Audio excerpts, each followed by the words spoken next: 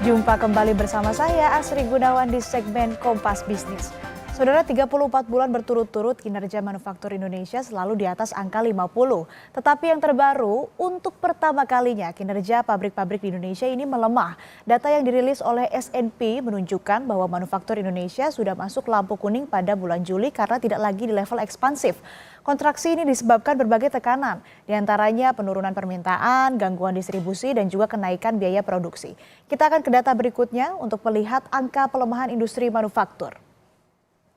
Bisa dilihat saudara dari grafik yang ditampilkan dari bulan April sampai dengan bulan Juli, indeks pembelian ini ataupun juga PMI ini menunjukkan adanya penurunan. Indeks pembelian manajer atau Purchasing Manager Index PMI Indonesia pada Juli 2024 ini merekam kinerja manufaktur melorot ke 49,3 atau menurun 1,4 poin dibandingkan dengan bulan Juni di tahun 2024. Penurunan sebenarnya terjadi sejak April, saudara. Juli jadi kuncian, sudah lampu kuning bahwa kondisi manufaktur Indonesia tidak baik-baik saja. Bagaimana membaca angka manufaktur ini? Jadi kalau indeks di bawah 50% artinya industri ini sedang terkontraksi, sederhananya terganggu, tidak selancar biasanya. Sebaliknya, jika angkanya di atas 50% artinya industri dalam posisi ekspansi. Ekspansi yang dimaksud ini adalah permintaan dari konsumen yang masih mengalir atau bertambah. Lalu menurut S&P terjadi penurunan permintaan baru dan gangguan pasokan sehingga kapasitas produksi yang terpakai juga turun. Kalau kata S&P memang tak hanya pengaruh domestik tetapi juga kondisi globalnya sedang lesu. Belum lagi kalau ngomongin rupiah yang melemah, kurs menjadi beban karena belanja impor bahan baku juga tambah mahal. Seberapa besar sumbangan manufaktur terhadap PDB? Kita lihat data berikutnya. Nah ini saudara, di era kepemimpinan Presiden Joko Widodo, sumbangan manufaktur terhadap PDB terus melandai atau melanjutkan penurunan dari kepemimpinan sebelumnya. Nilai manufaktur 2022 ini mencapai 3.591,7 triliun rupiah. Porsi terhadap PDB sekitar 18,34%. Dan kalau dicermati, penurunan sumbangan manufaktur terhadap PDB juga berbarengan dengan sejumlah industri yang juga berada di titik nadir. Beberapa waktu terakhir, saudara, PHK industri tekstil dan alas kaki. Indonesia termasuk yang banjir dua produk ini. Lalu apa kata Menteri Perindustrian? Kita lihat data selanjutnya. Kami kutip pernyataan Menteri Perindustrian Agus Gumiwang Kartasasmita yang mengatakan, kami tidak kaget dan logis saja melihat hasil survei ini karena ini semua sudah terprediksi ketika kebijakan relaksasi impor dikeluarkan. Para menteri lainnya sebaiknya jangan mengeluarkan kebijakan yang justru semakin membunuh industri.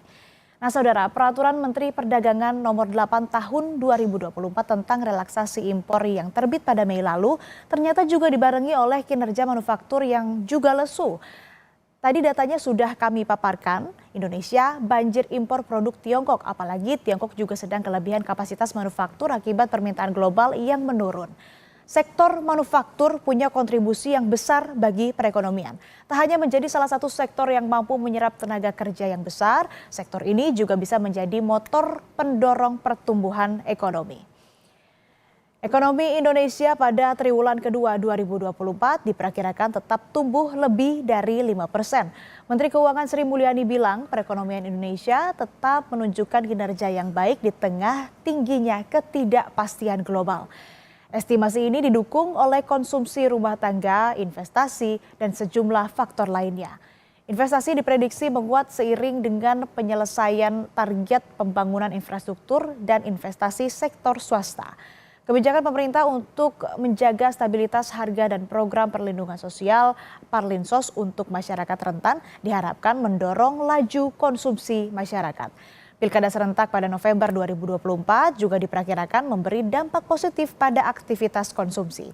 Ekspor barang diperkirakan meningkat pada sektor manufaktur dan pertambangan terutama ke negara mitra dagang utama seperti India dan Tiongkok.